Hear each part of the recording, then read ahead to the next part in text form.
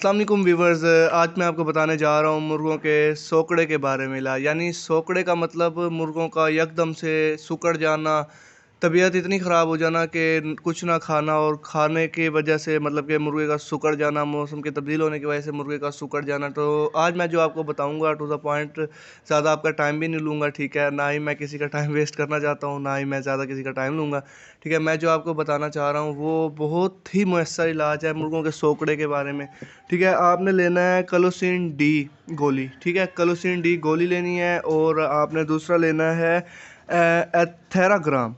कलोसिन और थेराग्राम गोलियां लेके आपने वो हाफ गोली, ठीक है, आपने देनी है तकरीबन 15 दिन तक।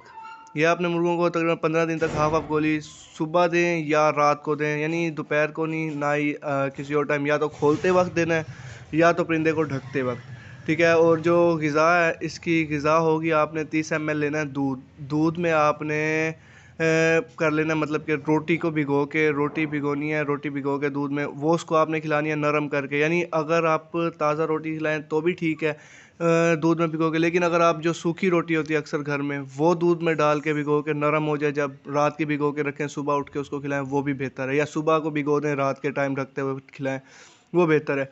और ये इलाज करने से पहले जो सबसे ज़रूरी चीज़ है ना, वो आपने ये करना है कि 2 बादाम ले लेने हैं।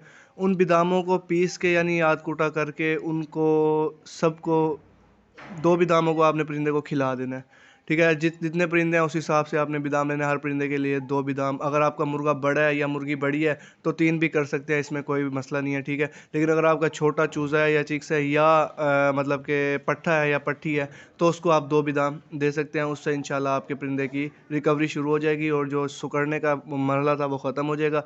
और फिर मैं आपसे एक बार यही कहूँगा कि परिंदे को रखना कच्ची जगह पे है। मुर्गा हो, पट्ठा हो, चूज़ा हो या मुर्गी हो, उसको कच्ची जगह पे रखने से जितना उसका फ़ायदा है, तो मेरे ख्याल में कि पक्की जगह पे वैसे भी परिंदा कमज़ोर हो जाता है, ठीक है। बाकी अगली वीडियो तक के लिए अल्लाह हाफ़िज़। वीडियो अच्छी लगे तो भाई को सपोर्ट ज़रूर करना।